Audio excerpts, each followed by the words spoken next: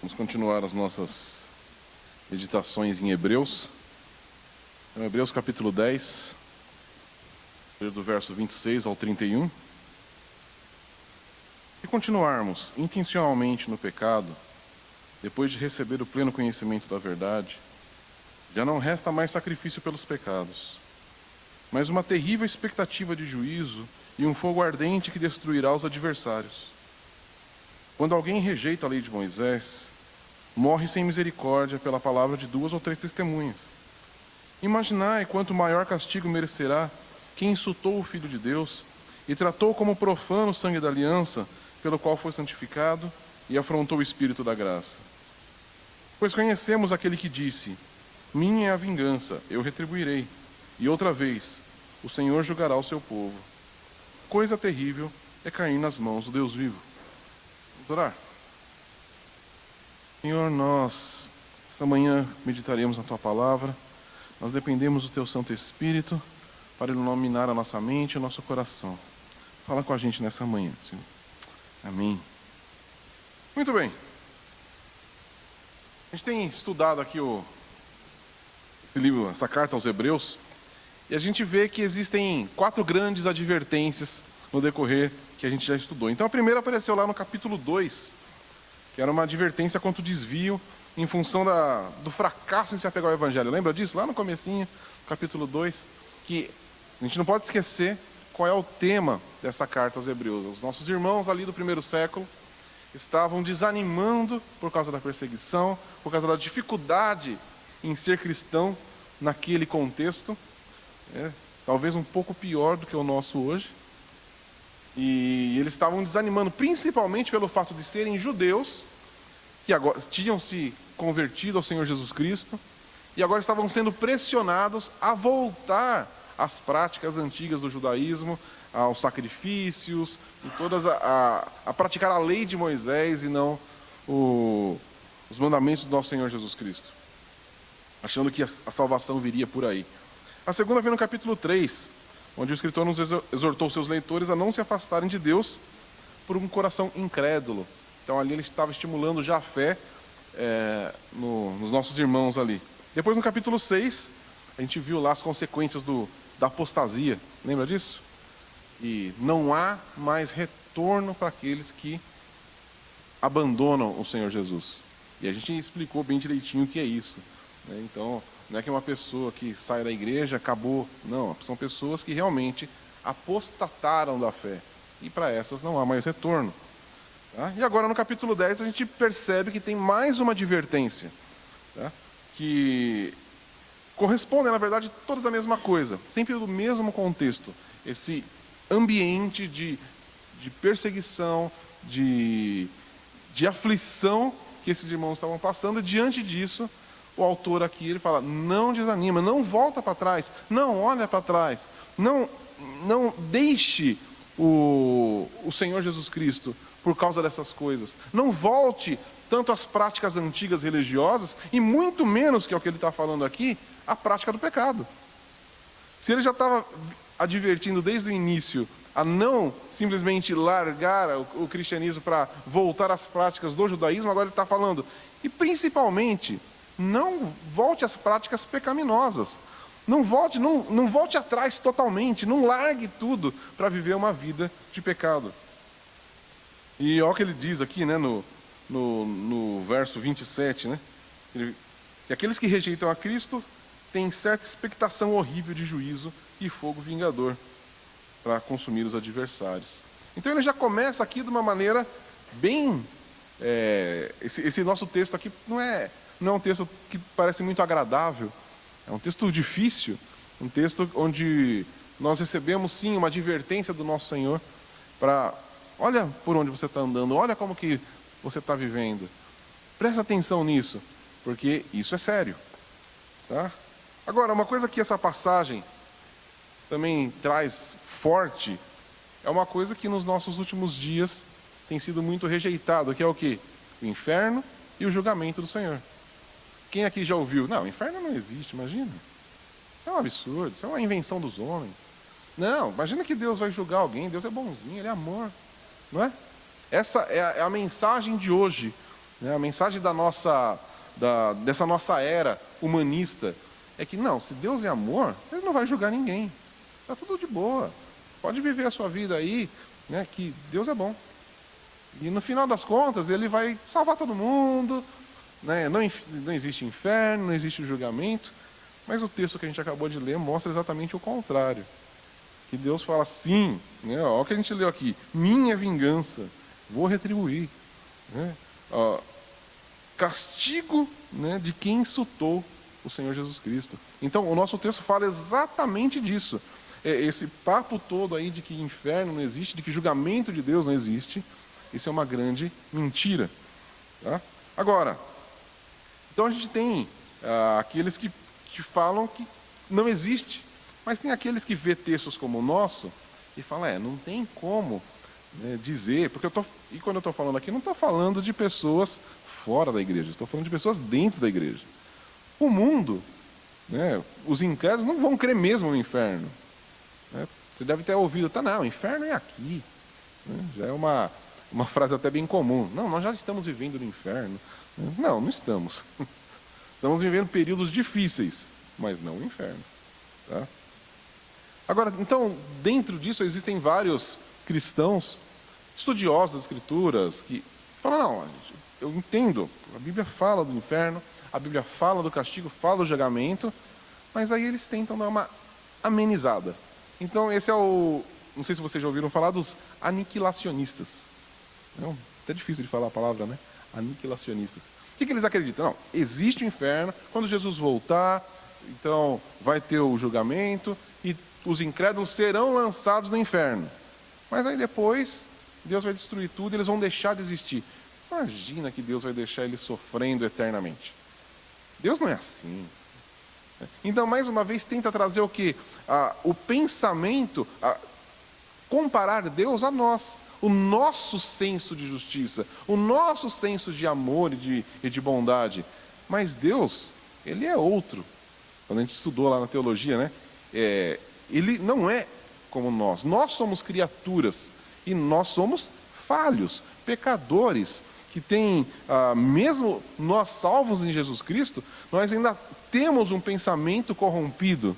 Nós estamos caminhando para a santificação, estamos caminhando, né? Nós somos sim novas criaturas, mas que ainda vivemos num mundo corrompido, sofremos influências constantes desse mundo que é onde o maligno jaz.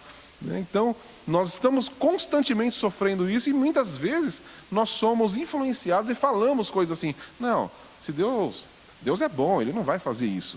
Não, mas aí nós estamos comparando Deus com a gente mesmo.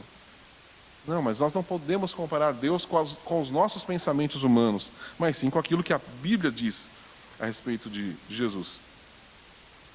Então, diante disso, né, o que a Bíblia diz acerca do inferno? Esse aqui não é o nosso texto, mas é legal para a gente ter um panorama aqui. O nosso texto ele vai ajudar com relação a isso. O foco do texto não é falar sobre o inferno. Aliás, porque o foco da Bíblia não é falar sobre o inferno, é falar sobre a obra do nosso Senhor Jesus Cristo. Então, a gente vai encontrar referências ao inferno, referências ao julgamento, sim, porque isso é um procedimento que acontece e vai acontecer. Mas qual é o tema das Escrituras? O amor do nosso Deus. De Gênesis a Apocalipse é uma explanação da obra do nosso Senhor Jesus. Mesmo lá, a gente vê lá em Gênesis, Adão e Eva pecam, no capítulo 3 de Gênesis, ali no capítulo 3 já tem a promessa da restauração. E aí nós vemos uma sequência do Senhor nos revelando o seu amor e a sua graça. Tá? Mas também vai falar um pouquinho sobre o julgamento, sobre o inferno. E a gente vê aqui, uma afirmação do julgamento de Deus, como a gente viu. No verso 27, uma terrível expectativa de juízo e um fogo ardente que destruirá os adversários. Então o texto está deixando muito claro, não, o Senhor vai julgar sim, e vai ter destruição, vai ter um fogo ardente, vai ter castigo sim. Então o nosso texto deixa isso muito claro. Agora, a gente pode até não gostar da ideia. Não sei quanto a vocês, mas muita gente não gosta dessa ideia. E quando a gente vai pregar o Evangelho, a gente gosta de mostrar um Deus de amor. E Ele é. Mas a gente quer esconder a parte do julgamento. E aí eu já ouvi falar sobre isso, né? Que o Evangelho são as boas novas. Mas essas boas novas, elas vêm junto com uma má notícia também. Então, para a gente dar as boas novas, a boa notícia para alguém, primeiro a gente dá a má notícia. E a má notícia é: o Senhor vai julgar pecadores. Aí a pessoa, mas e o que eu faço? Então, agora vem a boa notícia: o Senhor Jesus Cristo morreu no lugar de pecadores. Então, mas para a boa notícia fazer sentido, tem que ter a má notícia. Por isso que a Bíblia, ela permeia as duas coisas. Ela fala como principal a obra da redenção, da graça, mas ela tem que dar a má notícia do que nós somos sem o Senhor Jesus Cristo. Certo? E a gente vê aí também, no verso 30, né, que diz: minha é a vingança, eu retribuirei, e outra vez o Senhor julgará o seu povo. Agora, como que a gente concilia, então, a ira divina com um Deus amoroso? Como que a gente pode fazer isso? E a grande resposta, né, porque muita gente fala, eu não sei como explicar isso. Como que eu explico que Deus é amor, mas que Ele vai lançar pessoas no inferno? Que Ele vai lançar suas criaturas para o fogo eterno? Não parece uma coisa paradoxal? Não, isso é um paradoxo. E muita gente fala que exatamente isso é uma inconsistência da Bíblia. Não, mas não é. Não é paradoxal. Tem um termo, eu expliquei isso também lá quando a gente estudou teologia, porque eles falam, não, como você pode falar que Deus é amor e que Deus vai castigar? Não, isso não bate. Não, mas não tem nada a ver. Uma coisa anula a outra? Não. Uma coisa se eu falasse Deus ama e falasse Deus não ama. Isso é contrário. Agora falar Deus ama, Deus castiga. Isso não é contrário. São duas afirmações que podem andar juntas, sim. E para a gente entender isso, a gente pode entender que eles são inseparáveis. O amor de Deus e a ira de Deus são inseparáveis. Como? É só a gente pensar numa mãe que ama os seus filhos e ela odeia a doença que pode os atingir. Certo? Não é normal? Uma mãe aqui fala, não, a doença é de boa, estou tranquilo com ela, não vou falar mal dela. Se ela chegar, não vou fazer nada, vou deixar ela atingir meus filhos tranquilamente, porque eu sou uma boa mãe. Faz sentido isso? Não, uma boa mãe não quer ver nunca seus filhos doentes. Ela faz de tudo para os seus filhos não ficar doentes. E quando eles adoecem, vai levar no médico, vai tomar remédio, vai fazer tudo o que for possível para que aquela doença saia. O pecado é a grande doença das criaturas do Senhor Jesus, do nosso Deus. E Ele odeia o pecado. Por quê? Porque isso nos aflige. Isso traz morte. Isso traz sérias consequências para nós. Então Deus odeia o pecado. E Ele é irado contra o pecado e contra pecadores. E Ele vai fazer de tudo, e na verdade Ele fez, para libertar as suas criaturas do pecado. Então, quando as pessoas rejeitam a ideia do julgamento de Deus, então, eles também estão se opondo à ideia do próprio Deus. Então, quando alguém rejeita, não, eu acho que Deus não vai julgar ninguém, acredito que Deus é um Deus bonzinho, então nós estamos rejeitando quem Deus é. Porque a palavra nos apresenta um Deus que é irado contra o pecado, mas é um Deus que ama o seu povo ao mesmo tempo. Amém? Então agora, vamos, só para a gente não... A gente vai entender um pouquinho os argumentos. Que aquele ideia do aniquilacionismo, ela não parece ser, assim, legal. Porque junta as duas coisas. Deus vai mandar os pecadores para o inferno, mas Ele é tão bom que Ele não vai deixar eles eternamente lá. Então parece, não, isso é bonito. Fala, não é verdade? Não é bonito?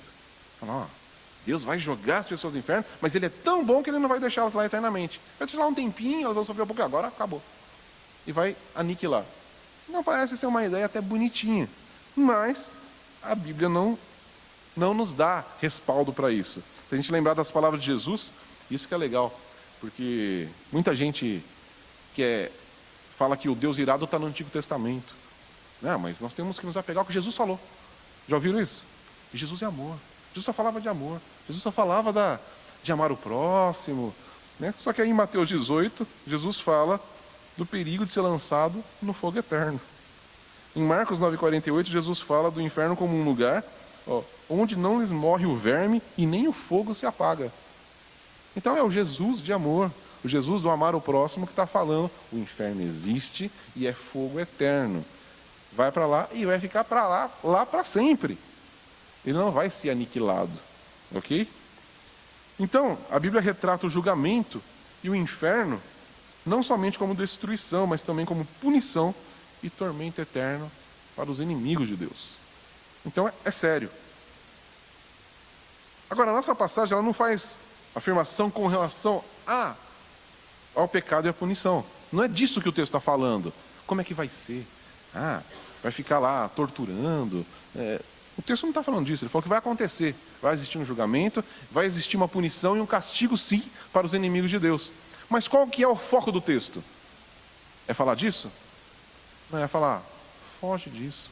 Existe uma saída. O foco do texto é nos advertir, falando, isso existe, mas existe o outro caminho, que é a da salvação, que é o que o autor aos Hebreus aqui vem nos apresentando desde o início. Vem nos apresentando Jesus, o sumo sacerdote, Jesus, o sacrifício eterno, definitivo. Então, é isso que o autor quer fazer a gente se apegar, queria fazer esses primeiros leitores aqui do primeiro século se atentar, e a nós. Existe punição, não acha que está tudo bem, que Deus vai fechar os olhos para o nosso pecado. Não, não vai. Mas existe salvação, sim, em Jesus. Você não precisa passar pelo julgamento, você não precisa sofrer a punição. Por quê? Porque alguém já pagou isso no lugar. Então, existe esses dois lados que o autor aos Hebreus nos apresenta aqui. Existe sim punição para os pecadores, mas existe restauração para aqueles que creem em Jesus Cristo. Então, a preocupação aqui do autor, né, é que a gente não rejeite o Evangelho. Esse é o ponto. Ele não está preocupado, e vamos entender, eu vou explicar isso, com se a gente peca ou não, mas se a gente está rejeitando o Evangelho. E aí eu vou explicar isso daí. Então não acha que eu estou falando que pecar é de boa, não é nada disso. Já chegaremos lá. Por quê? Porque existia, como eu falei aqui no início, para aquelas pessoas, uma pressão para que eles voltassem atrás. Existia a pressão religiosa e existe a pressão da sociedade, como a que nós sofremos. De que, não, Deus é bonzinho, viva a sua vida aí de qualquer jeito. Né? Vai viver a sua vida, seja feliz. Né? E larga isso daí para trás, isso daí é pensamento de homens. Essa ideia aí de inferno, de julgamento, é ideia de homens. Essa ideia de seguir a Bíblia, esse livro velho aí, isso é ideia de homens. E a gente vê, inclusive, pastores falando que foram homens que escreveram a Bíblia, não é palavra de Deus. Então a gente percebe esse movimento e nós estamos enfrentando isso constantemente e vamos enfrentar cada dia mais. Essa afronta contra as verdades do Evangelho. E o pior de tudo é que nós vamos ser afrontados não só pelo mundo, mas por pessoas que se dizem do Senhor Jesus. E vai falar, não é bem assim não. Não imagina, isso daí as pessoas que querem domínio sobre você, esses pastores que querem domínio sobre você, e aí fica falando essas coisas. Não, mas não é assim não. É muito mais light. Não, só que o nosso texto está dizendo que não é light. Só que ele está dizendo que existe um caminho gracioso, que é só a gente seguir ele. Então, o que o autor está falando aqui? Não abandone o Evangelho. E é o que ele está falando desde o início. Não abandone o Evangelho do nosso Senhor Jesus Cristo para seguir outras ideias, outro tipo de salvação, outro tipo de conduta moral, qualquer coisa que seja, que não seja o Evangelho do nosso Senhor Jesus Cristo. Essa é a grande advertência. Eles estavam experimentando perseguição, tentação, do mesmo jeito que a gente, para repudiar a Cristo, em oposição da carne e do diabo. E olha o que ele fala no verso 26. Se continuarmos intencionalmente no pecado, depois de receber o pleno conhecimento da verdade, já não resta mais sacrifícios pelos pecados. Olha que verso forte. Se continuar intencionalmente no pecado, depois de receber o pleno conhecimento da verdade, não resta mais sacrifício pelos pecados. Se a gente lembrar o que o autor vem falando, Jesus é o sacrifício definitivo. Ou seja, não adianta mais oferecer sacrifício. Só que ele fala, se vocês continuarem na prática intencional do pecado, conhecendo a verdade, já não tem mais sacrifício. Nem o definitivo agora serve para vocês.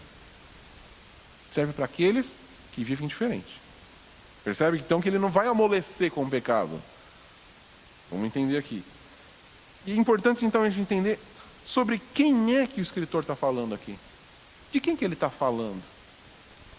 Ele fala aqui daqueles que vivem deliberadamente em pecado. E aqui a palavra-chave é uma palavra do grego, não sei nem como pronuncia direito, recousios, tá? O importante não é ela, mas o que ela significa, que é não por constrangimento. E aí, dentro do sentido grego, do uso dessa palavra, em outros contextos literários, era o quê? Voluntários. Aqueles que se voluntariam a alguma coisa. Então, o que o texto está falando? Aqueles que voluntariamente vivem no pecado. Que não é como nós que lutamos contra o pecado e caímos e chegamos diante do Senhor, Senhor, eu pequei. Não, mas aqueles que, é assim mesmo, eu sou assim mesmo. E Deus é bom, Deus não vai me julgar não, imagina. Deus vai me punir, imagina, eu sou bonzinho. Né? Só faço um negocinho ou outro aqui, não matei ninguém. É desse tipo de pessoas que ele está falando aqui. Esse verbo aqui, então, aqui descreve, não são os crentes que estão lutando contra o pecado, ou aqueles que têm até o pecado de estimação. Né? Você tem pecadinho de estimação? Tem? Um pastor que eu conheço, ele chamava, que ele é tão de estimação que a gente já chama ele de PP. Né? O pastor Zezinho lá de Belo Horizonte, era muito engraçado. Ele falou, a gente tem aqueles pecadinhos que já são tão nossos, já assim, estão sempre no nosso dia a dia, que é o PP. A gente já nem liga tanto para eles. E esse tipo de pecado desagrada ao Senhor? Lógico. Mas também não é desses que ele está falando aqui. Porque quando nós temos esse tipo de pecado, né, esses nossos pecadinhos de estimação, você não fica confortável com ele, fica? Ele está ali, você não consegue vencê-lo, mas você não fica confortável com ele. Fala, tá de boa. Fica? Não. Sempre que você comete, puxa, de novo. Não devia, eu sei que eu não devia. Né? Então não é voluntário, não é porque, vou fazer mesmo, tô nem aí. Percebe a diferença de você fazer atos recorrentes de pecado, que você sabe que é pecado e que você não fica feliz com isso, de você falar, não, eu vou pecar mesmo. Depois eu peço perdão. Faz sentido isso? Pessoas, isso é um pensamento, percebe que é um pensamento infantil? Eu faço, depois eu peço perdão. Quem que pensa num negócio desse? Criança. Não pessoas maduras no Evangelho, que têm o pleno conhecimento da verdade. Isso não é uma conduta de alguém que está lutando contra o pecado, mas sim alguém que voluntariamente decide pecar. E é contra esses que o escritor está falando. Esses não vai ter mais sacrifício. Aí a gente vai lembrar do que ele disse lá no capítulo 6. Não tem mais volta, porque eles decidiram viver no pecado. É bem diferente. Mas vamos continuar aqui.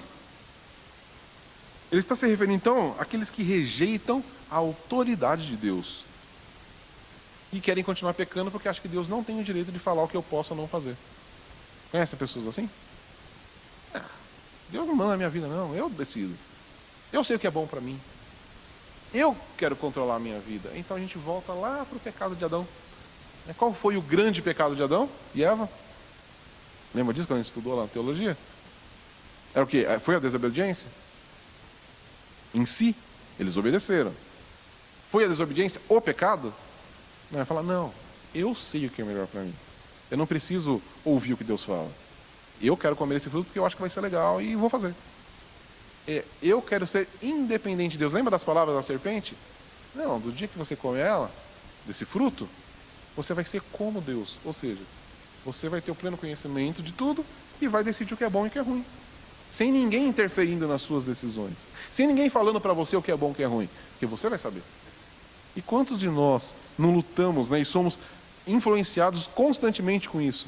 Não, você que sabe o que é melhor para você. Você vai ficar ouvindo o que a Bíblia diz? Você vai ficar lendo esse livro velho? Não, decide, você sabe o que é melhor para você.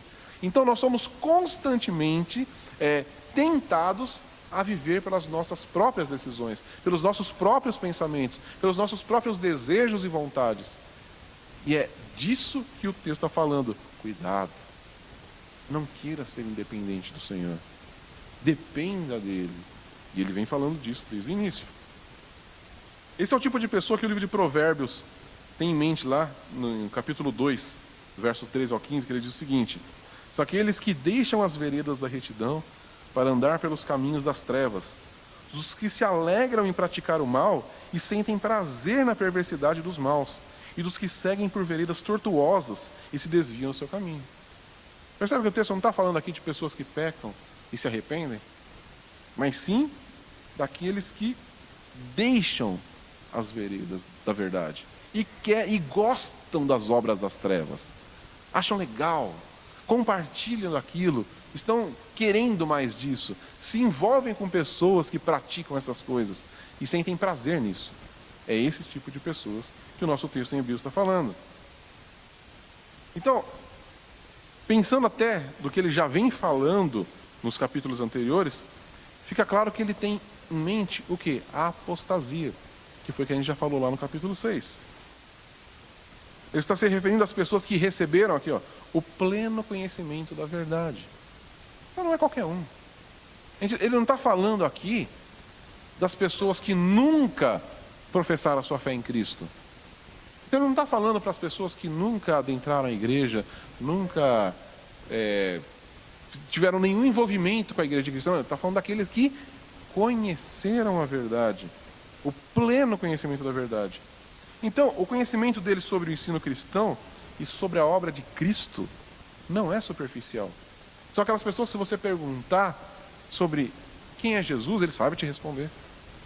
O que é a obra da cruz? Ele vai saber te responder. Só que ele não crê mais. Ele acha que é uma historinha bonita, mas não é a verdade. Se, sabendo disso, então eles retrocedem a uma atitude de rejeição, de continuar pecando, então já não resta mais sacrifício. Percebe como que funciona? Porque essas pessoas rejeitaram o sacrifício de Cristo. E aí tem uma história de um pastor, que é muito interessante. Ele conheceu uma moça que era da igreja dele, e de repente ela caiu em pecado. E isso acontece com qualquer um de nós. Só que aí ela meio que não sabia como sair do pecado, e ela começou a se envolver com outras pessoas que pecavam como ela, e começou a procurar literaturas que respaldavam o que ela fazia. Até o momento que ela saiu da igreja, sumiu, não quis mais, mudou de cidade, foi para outra cidade. E aí depois de alguns anos, esse pastor foi num casamento nessa cidade, sem saber que ela estava lá. E ela era uma das convidadas do casamento também. Aí encontrou, você por aqui, aí como está a sua vida? Agora eu andei estudando muita coisa, eu não creio mais que Deus existe, eu sou ateu, ateia, né? Não creio mais que Deus existe, porque assim, a Bíblia é uma grande mentira, não sei o quê. E foi falando coisas para ele, e ele, poxa, você está assim, e começou a conversar com ela. Aí ele fez uma pergunta para ela bem interessante. Você começou a achar que Deus não existe por causa do pecado, ou você começou a pecar porque você achava que Deus não existe? Aí ela já ficou meio, não, porque quando você começou a pecar, você ainda acreditava que Deus existe. Então você está procurando afirmações de que Deus não existe para respaldar o seu pecado, para você continuar pecando tranquilamente. Aí ela, porque então já não tem mais volta para mim, porque então não tem mais saída. Aí diz que ele fez uma pergunta, diz que criou um momento ali de tensão, e ele perguntou para ela, então tá bom, você não crê mais em Deus? Não creio. Então agora, diante de mim, olhando nos meus olhos, fala, eu nego Jesus Cristo. Aí ele falou que ficou com medo, tremendo, né? Imagina, se você chegar para uma pessoa e fala, olha nos meus olhos e fala, eu nego Jesus Cristo. Aí disse que ela ficou olhando para ele, eu não consigo fazer isso. Ele falou, então tem salvação para você. E aí ele falou, orou com ela ali e falou que passou uns meses, ela estava na igreja de novo e está até hoje. Por quê? Porque ela não negou o Senhor Jesus. Ela pecava e queria achar uma solução para o pecado dela.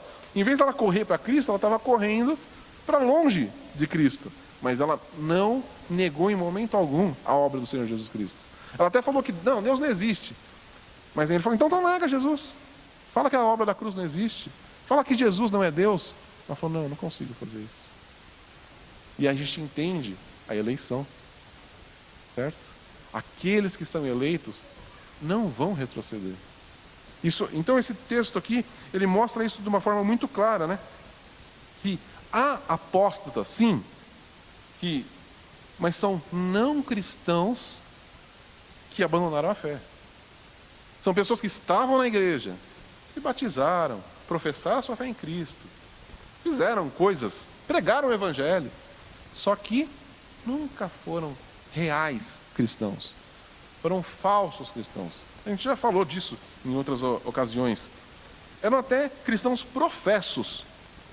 Pessoas que falam, não, eu creio em Jesus, sabia falar sobre a obra da cruz, sobre a obra de Cristo, mas não criam, deixaram de crer na obra de Jesus. Então, é sobre isso que ele está falando. E a gente percebe, você já deve ter conhecido alguns, eu já conheci alguns, pessoas que durante anos estiveram no Evangelho. E aí, de repente, eles negam a obra de Cristo. Então, não é que eles saem da igreja e estão pecando. Para esses, sempre há retorno. Mas para aqueles que falam, não, a obra da cruz não serve para nada. Não, eu não creio na obra do Senhor Jesus Cristo. Esses daí estão repudiando a obra de Cristo. E para esses, não há mais salvação. Aqueles que abandonam o convívio da igreja por causa até do pecado, esses, se são eleitos, vão voltar sim e serão restaurados por completo, como a história dessa moça que eu acabei de falar e de tantos outros que a gente conhece, pessoas que de repente se afastaram do Evangelho, se afastaram do Senhor, mas nunca negaram o Senhor Jesus. Eu conheço vários desses. Não, porque eu não sei, não quero mais ir na igreja, não sei o quê, me decepcionei com a igreja. Então você não quer? Não, eu faço as minhas orações, eu leio a Bíblia, né?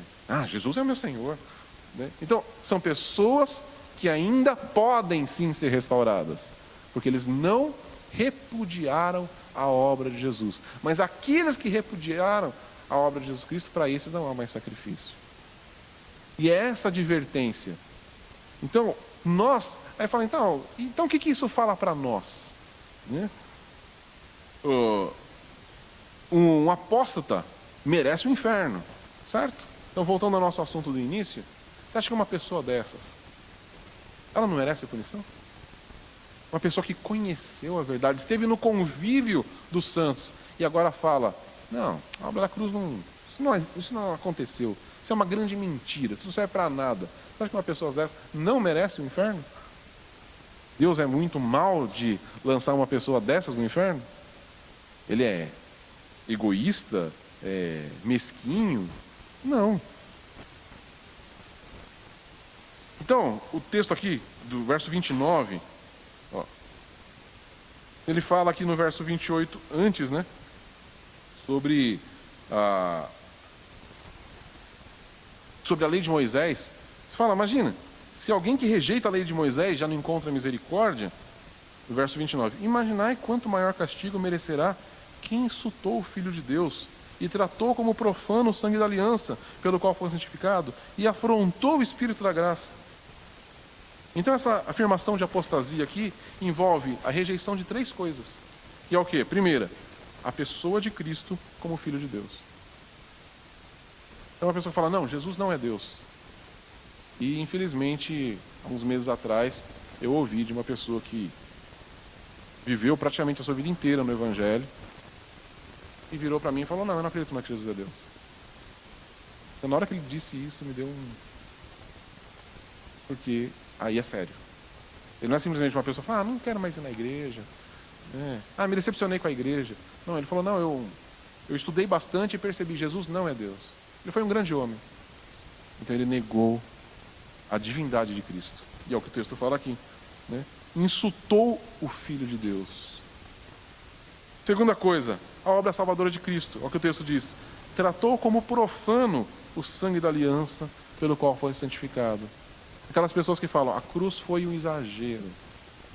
Isso não serviu para nada. Jesus foi um homem tão legal que pregou uma mensagem tão bonita e aí mataram ele. E Deus permitiu inutilmente que ele morresse daquele jeito. Ou seja, tratando o sangue da aliança como profano. Eu já ouvi pessoas falando isso também. Terceiro, o Espírito Santo que trouxe o Evangelho. Ou seja, afrontou o Espírito da graça.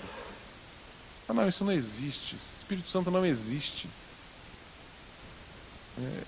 E a gente lembra até de Jesus falando do pecado sem perdão, né? Aqueles que pecam contra o Espírito Santo. Então percebe o caminho que uma pessoa pode trilhar? Primeiro, ela nega a divindade de Cristo, aí ela nega o sacrifício de Cristo, nega o Espírito Santo. Uma pessoa dessas não tem mais volta. Exatamente. São pecados para a morte. Esses pecados não têm mais volta. Porque não são pecados. É uma afronta. Né? Não é simplesmente falar, não, eu quero ser independente de Deus, como foi Adão. Né? Mas não, Jesus não é Deus. A obra da cruz foi inútil. Isso não serviu para nada. Percebe? Então é muito mais sério. É uma afronta ao Senhor Jesus. E a gente vai entender por que disso. Tá? Porque é uma afronta, né? Porque tem a ver com Deus. Quando a gente fala aqui do amor, a gente está falando do julgamento, mas falando de um Deus de amor. Então, aqueles que negam o julgamento, a condenação, eles falam que é contra a moral. Não, como que Deus pode ser moral julgando pessoas e lançando-as ao inferno? Só que condenação de apóstatas não é uma afronta. A afronta tem a ver com Deus enviando Jesus, né? E ele não veio para julgar, certo? Não é o que o texto diz? Jesus mesmo disse, eu não vim para julgar o mundo. Só que, embora a gente saiba, e o contexto ali do que Jesus diz é exatamente isso. Porque o mundo já está condenado. Já está julgado. A própria lei já julgou o mundo. Então Jesus não veio para julgar. Para que Jesus veio? Para salvar. Então percebe, Deus, né, envia Jesus para salvar o mundo. E aí quando a gente lê João 3,16, porque Deus amou o mundo de tal maneira que deu seu Filho unigênito, para que todo aquele que nele crê não pereça, mas tenha vida eterna. Então essa é a obra do nosso Senhor Jesus. Agora, então, ele julgar pecadores não é uma afronta. A afronta é o homem, tendo recebido esse presente de Deus, tratar com menosprezo a obra de Jesus. Tratar como profano o sangue dele. Tratar Jesus, né, com menosprezo. Insultar o Espírito de Deus. E aí essa afronta é o que leva, a gente falou aqui de João 3,16, João 3,18 diz o seguinte, que é logo 2 versos após. Quem nele crê não é condenado, mas quem não crê já está condenado, pois não crê no Filho, no nome do Filho unigênito de Deus. Então percebe, esse é o problema. É rejeitar a obra de Cristo. Para esse pecado não há solução. Porque a salvação para o pecado está onde? Na obra de Cristo. Se você rejeita a obra de Cristo, que solução há? Nenhuma. Não tem mais solução. Então, você pode pecar uma vida inteira. Creu no Senhor Jesus, está salvo. Você tentou viver uma vida inteira certinha, buscando viver uma vida moral bonitinha. Rejeitou a obra de Cristo, já está condenado. Percebe? Não, mas é um absurdo Deus pegar um assassino e aí lá, minutos antes dele morrer, ele se arrepende. Creu no Senhor Jesus. O pecado foi justificado. Não, mas aquele cara era um estuprador, um assassino. E você está me dizendo que uma pessoa que nunca matou ninguém, que foi bonitinha, tentou viver a sua vida correta, porque não crê em Jesus, vai para o inferno? Sim. Porque Jesus enviou seu Filho para salvar, Deus enviou seu Filho Jesus Cristo para salvar pecadores. E se a gente não crê nisso, nós estamos rejeitando o Evangelho. Nós estamos rejeitando a salvação, porque todos pecaram. É o que Paulo diz lá em Romanos. Agora, Hebreus 10, 31, os versos 10 e 31 daqui, que a gente está vendo, o autor aqui coloca um ponto de exclamação, né? Porque ele fala aqui, pois conhecemos aquele que disse, minha vingança, eu retribuirei. E outra vez, o Senhor julgará seu povo. Coisa terrível é cair nas mãos do Deus vivo. É assim que termina o nosso texto aqui. Então, se há algo que prova a realidade do verso 31, é a experiência de Jesus Cristo. E aí a gente vai entender o porquê de pecado para a morte. Quando Jesus Cristo contemplou o julgamento de Deus. Na noite em que ele foi aprisionado, a gente já leu tantas vezes isso, ele foi para o jardim do Getsemane. E foi para orar. E foi a terrível ira de Deus que afligiu o Senhor Jesus ali. Olha o que diz lá em Lucas. Pai, se queres, afasta de mim este cálice. Todavia, não seja feita a minha vontade, mas a tua. Então apareceu-lhe um anjo do céu que o encorajava. E cheio de angústia, orava mais intensamente. E o seu suor tornou-se como gotas de sangue que caíam no chão. Então, eu já ouvi um médico falando sobre isso, que há uma situação em que alguém sua sangue é de extrema dor e agonia. Você conhece alguém que suou sangue? Não. Então esse médico disse que ele teve um paciente uma vez que suou sangue, porque ele tinha que fazer uma cirurgia no estômago e ele era alérgico a qualquer tipo de anestesia. Então eles tiveram que fazer anestesia no estômago dele, abrir ele sem anestesia. E ele falou que em um certo momento da cirurgia, o cara começou a suar sangue. Então, para a gente entender mais ou menos a agonia de Jesus, só que Jesus não estava sentindo dor física naquele momento, porque foi antes da cruz. Foi ali no jardim. Ele estava orando. Né?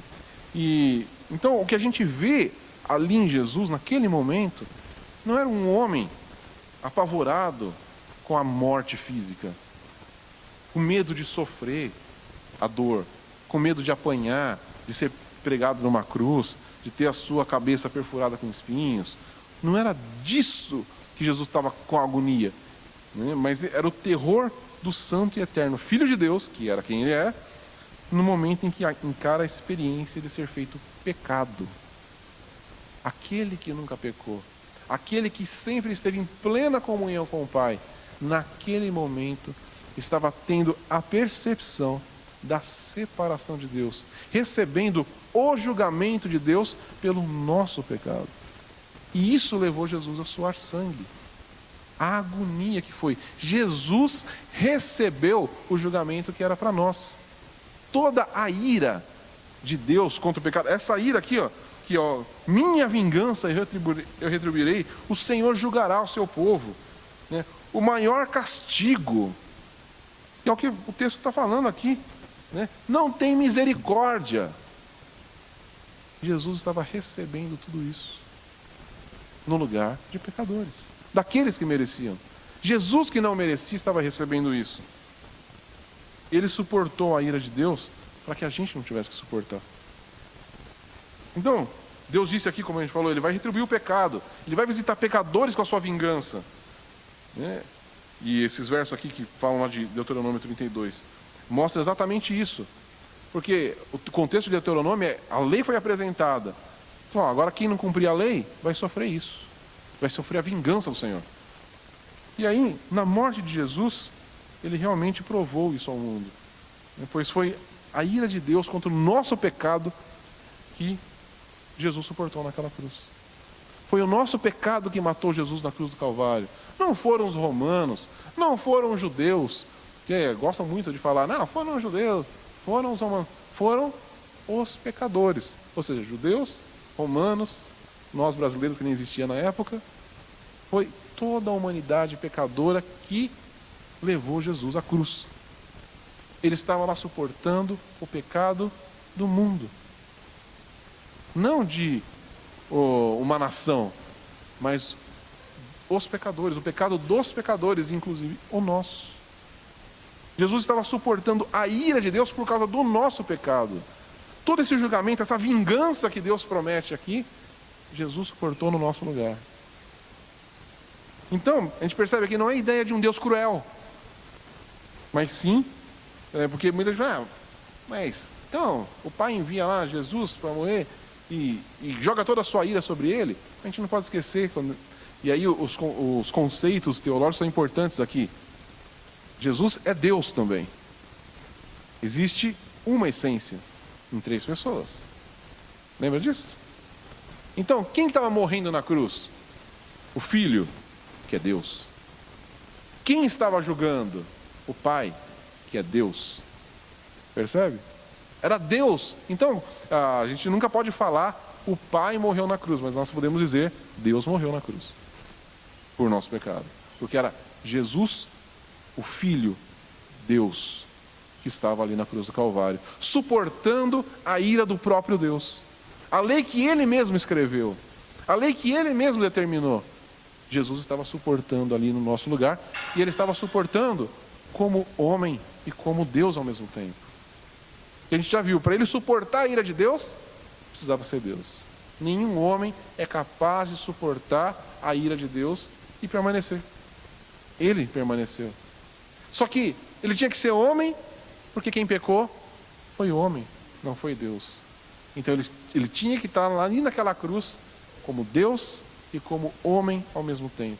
Por isso que tinha que ser Jesus Cristo. Então, ali, o Filho que suporta a ira de Deus. Então aqui, Deus não é moralmente questionável, muito pelo contrário.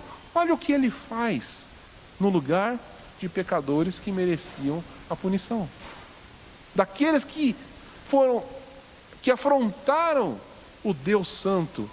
Agora, o próprio Deus se entrega no lugar dessas pessoas. Suporta a ira que era previamente definida no lugar deles, no nosso lugar. Então, o pecado, ele é terrível. E a cruz de Cristo mostra isso para o mundo. Mostra isso para a gente. Ao mesmo tempo que mostra a santidade de Deus no sangue de Cristo. Pois quando o próprio Jesus, o Filho amado, ali suportou o pecado na cruz, então Deus derramou a sua ira sim. Deus não foi misericordioso com Jesus. Por quê? Porque Ele tinha prometido que Ele ia vingar o pecado. Então, o Pai não amenizou com Jesus. E Jesus suportou tudo por causa do seu povo. Por causa de nós, daqueles que Ele chamou para o seu reino da luz. Ele suportou toda a ira do Pai. Então, a cruz ela revela a realidade do pecado e a realidade do julgamento sobre o pecado e também o amor de Deus pelo mundo. Então, como a gente pode chamar o Deus de amor, o Deus da cruz? Simples, porque a cruz revela a largura, a extensão e a profundidade do amor de Deus, aquilo que Paulo fala lá em Romanos. O preço da satisfação da justiça santa de Deus foi o total pagamento da dívida do pecado, que foi o que Jesus pagou. Então, se esse era o preço, e Jesus pagou, Jesus está disposto a pagar aquilo que a Bíblia nos diz, ninguém o obrigou, Ele quis. Ele não foi constrangido a isso. Aí lembra, eu falei do termo aqui, do voluntário. Jesus não foi aquele que caiu na cruz ali, eu nem queria estar aqui, mas agora tem que estar. Não, Ele veio, Ele encarnou, viveu aqui nessa terra, todos os 33 anos, olhando para o momento da cruz que Ele sabia que era ali que Ele devia estar. O que Jesus diz lá em vários momentos, Foi para isso que eu vim. Ele entregou a sua vida, ninguém podia tirá-la.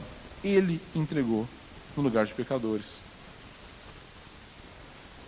Então Deus amou o mundo de tal maneira, e a morte de Jesus foi a provisão desse amor. E aí sim, portanto, não insultemos Jesus Cristo, o Filho de Deus, pela incredulidade. Não tomemos por impuro o sangue de Cristo, que é precioso em seu valor e salvador na sua virtude. Aquele que foi derramado por nós. Não insultemos o Espírito da graça, que dá ao nosso coração o testemunho do tal amor. Porque nós só podemos entender esse amor e receber esse amor pelo testemunho do Espírito Santo. Agora você percebe por que é um pecado de morte? Você olha para essa obra preciosa de Jesus e fala, isso é furado. Não valeu para nada, não serviu de nada. Jesus morreu inutilmente naquela cruz. Percebe por que isso não tem mais salvação? Rejeitou a única coisa que nos afasta da ira de Deus. E se você rejeita de tal maneira essa salvação, você está trazendo para você a total ira de Deus. Porque se a única coisa que aplaca a ira de Deus é o sangue de Cristo, e você fala, esse sangue não serve para nada, então você está chamando a ira de Deus novamente sobre você. E é isso que o nosso texto está dizendo. Está falando, então, mas o texto é para mim? Lógico que é. Presta atenção em como nós estamos vivendo, né? O tema das duas últimas mensagens foi, e aí, como viveremos? E aqui ele está dando uma conclusão disso. Presta atenção em como a gente está vivendo. Vamos prestar atenção no que nós estamos recebendo de informação e aquilo que a gente está aceitando. Para a gente tomar o cuidado. De algum momento da nossa vida a gente falar, a obra de Jesus foi inútil mesmo. No dia que a gente falar isso, acabou. Aí não há mais salvação para nós. E nós, mas se eu sou um eleito, eu corro esse risco? A gente sabe que os eleitos não. Mas, você tem uma carteirinha de eleito, hein? Alguém tem a carteirinha de eleito? Não. Só que, então nós estamos correndo risco constantemente. Então nós precisamos nos atentar a isso.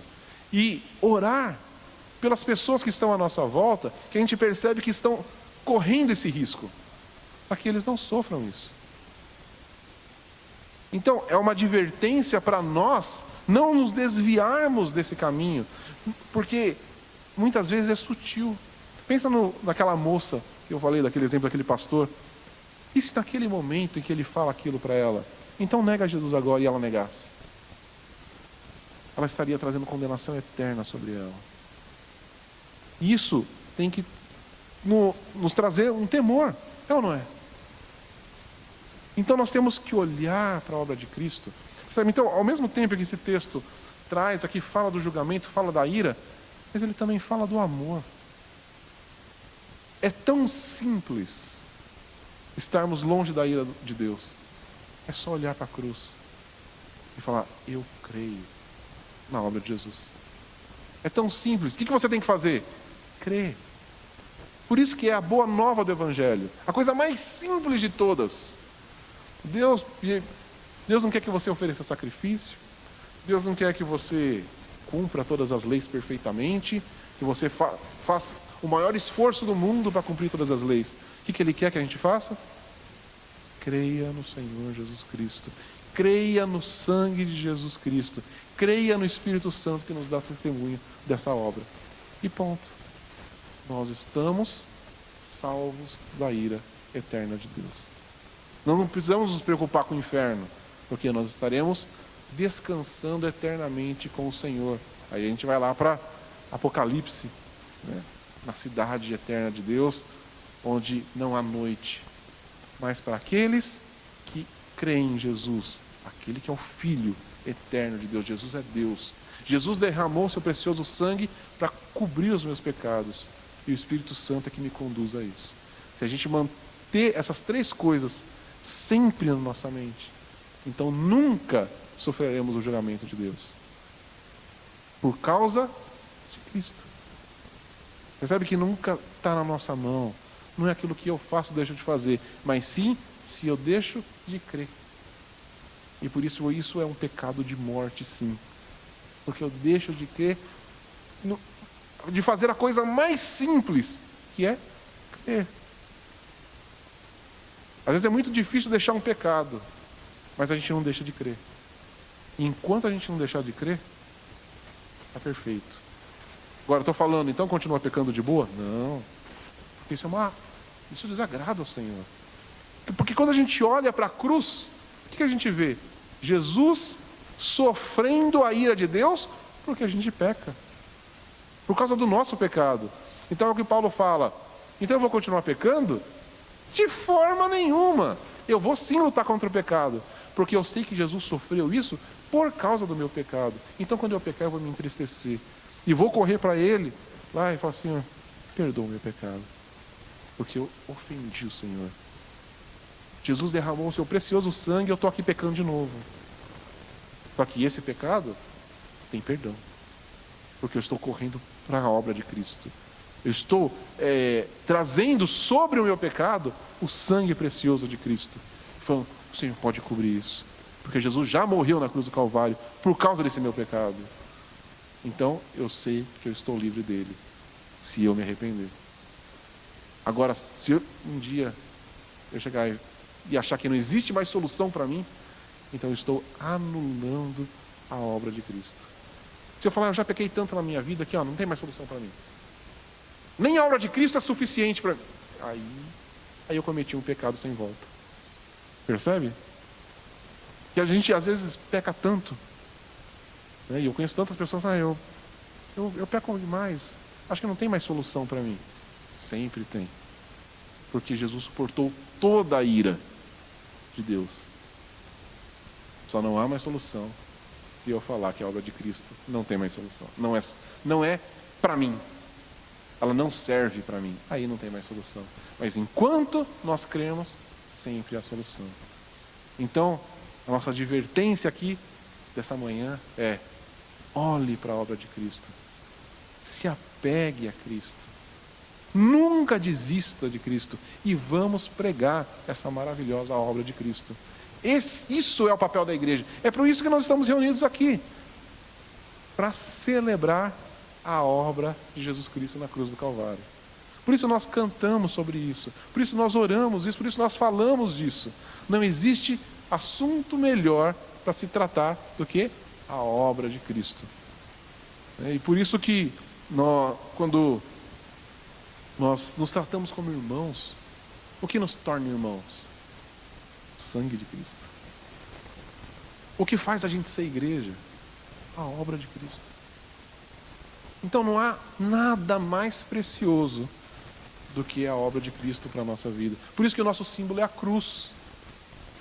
Por isso que nós somos cristãos. Porque nós temos Cristo e a sua obra como centro da nossa vida. No dia que a gente deixar isso de lado, nós estamos trazendo julgamento sobre nós. Então nunca deixemos a obra de Cristo de lado. Nunca insultemos Jesus e a sua obra e o Espírito Santo. Amém? Essa era a mensagem que eu tinha para dividir com vocês. Que a gente possa realmente viver a nossa vida nesses dias e que, como nós temos visto, vai piorar a perseguição, vai piorar a aflição sobre nós. Esse empenho do mundo em falar que nós estamos errados, em que nós estamos crendo em fábulas. Mas não, é o momento da gente se apegar e falar, não, eu creio na obra de Cristo sim. E não importa o que ninguém diga, eu creio e vou continuar crendo até o meu último dia na obra perfeita de Jesus Cristo. Não vamos desanimar. Era essa a mensagem do autor aqui para os hebreus lá, dos judeus do primeiro século, e essa é a mensagem para nós. Não desanime do Evangelho. Não abandone o Evangelho. Não abandone toda a obra de Cristo e tudo que envolve ela. Né? Como os versos um pouco antes, não deixe de congregar. Por que não deixar de congregar? Porque isso é o corpo de Cristo reunido. Isso representa a obra de Cristo. Quando eu acho que eu posso viver sozinho, sem isso, eu estou falando que eu não preciso tanto da obra de Cristo assim, porque eu consigo me virar sozinho. Não, mas eu preciso disso. Eu preciso do corpo de Cristo reunido, porque eu faço parte dele, mas eu não sou ele. Eu não sou o corpo de Cristo, eu sou um membro. E cada um de nós somos membros. Percebe como o autor aos Hebreus aqui, ele vai juntando tudo? E ele vai culminando num ponto aqui, né, que é a obra de Cristo. Ele vem falando isso desde o capítulo 1. Olha para Jesus. E lá no capítulo 12 ele vai falar, né, olhando firmemente para o autor e consumador da nossa fé, Jesus Cristo. Então, essa é a grande chamada do livro de Hebreus, dessa carta aqui. Vamos nos apegar à obra de Cristo. E assim estaremos livres do julgamento. Mas vai vir julgamento para todo aquele que não crê. Amém? Vamos orar?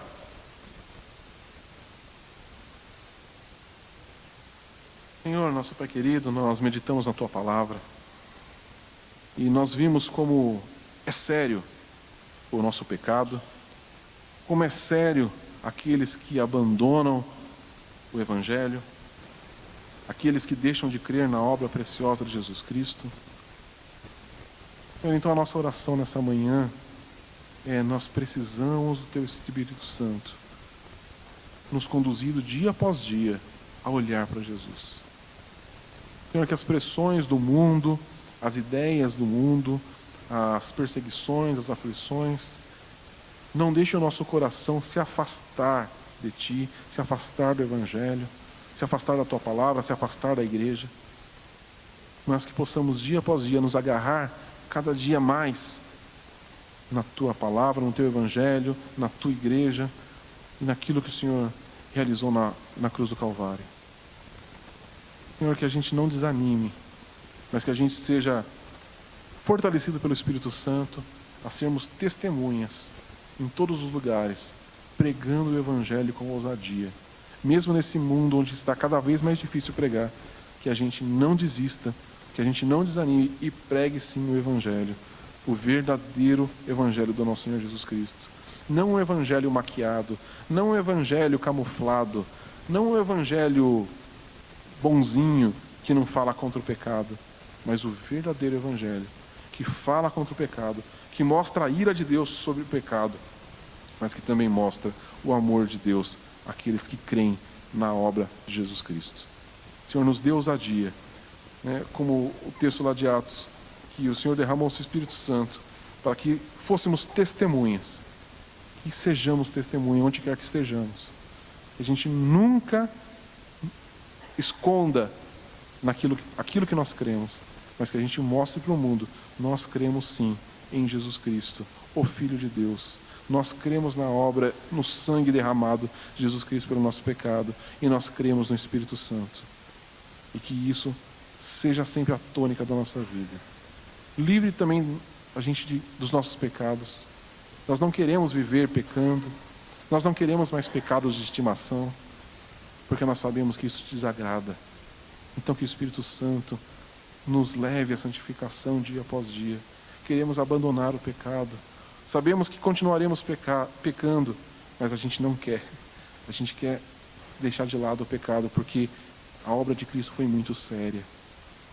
O que o Senhor Jesus Cristo sofreu naquela cruz foi muito sério, para eu continuar pecando deliberadamente. Então nós queremos abandonar o pecado. Nós queremos uma vida de santidade, uma vida de retidão, para Te agradar, como resposta ao Teu amor.